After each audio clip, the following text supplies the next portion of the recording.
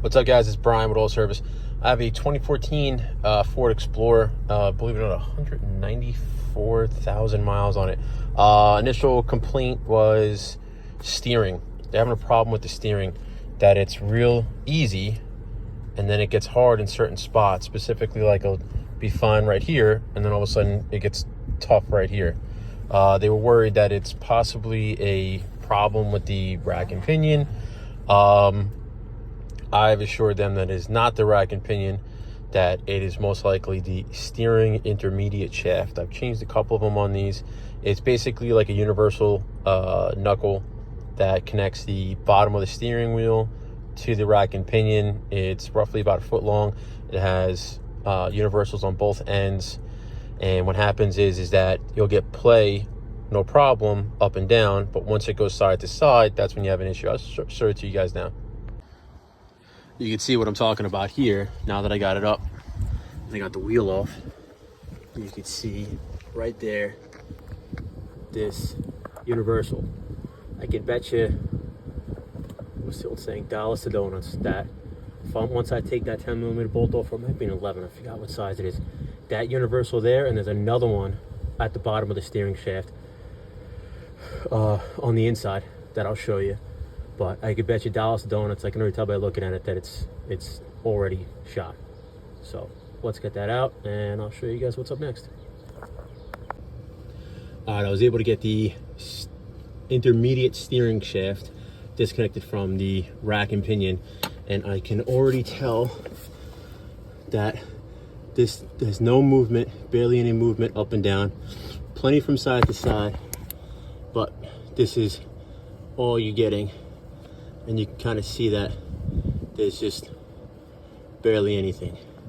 So as you're moving, it's rotating free from side to side, but once you get to top and bottom, it's completely locked up. One thing I was able to do was free it up with this Free-All that I just picked up from my friends over at Tub of Towels. This has been amazing. I got it about a month ago. I wanted to give it a good, honest assessment before I do it.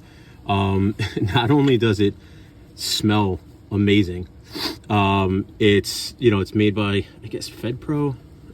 So yeah, it's completely amazing, and it's silicone free, if that makes a difference. So Daddy, I'm gonna blow on it.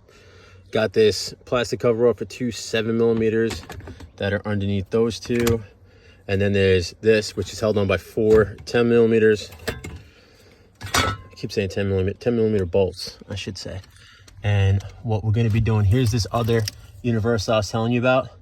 So without turning the steering wheel, all right, I'm gonna warn you guys, don't turn the steering wheel like my daughter just did and possibly break the clock spring. That should be fun. But yeah, gonna take this other 10mm off, slip it off, which is right up here, and then that's it. We'll get it out and take a look at it. All right, so I removed this T30 that was holding this on, and it basically just collapses to here. This is where that T30 was.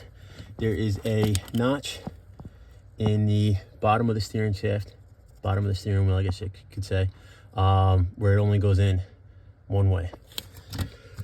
Took the three 10mm off. I'm gonna pull this whole thing out now, and I'll swap it over on the ground. All right, so here it is, folks. With it out, you can see this is the outside.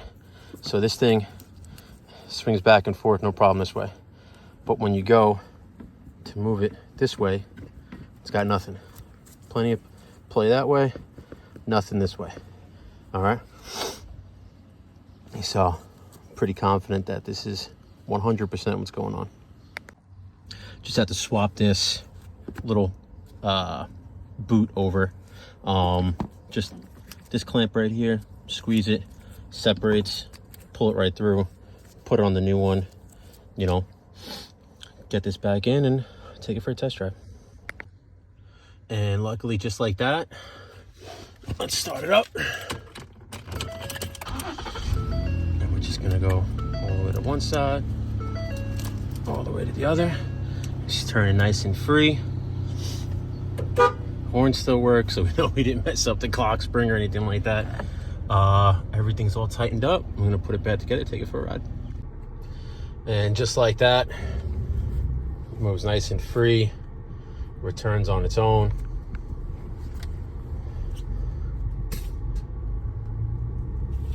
And that's it.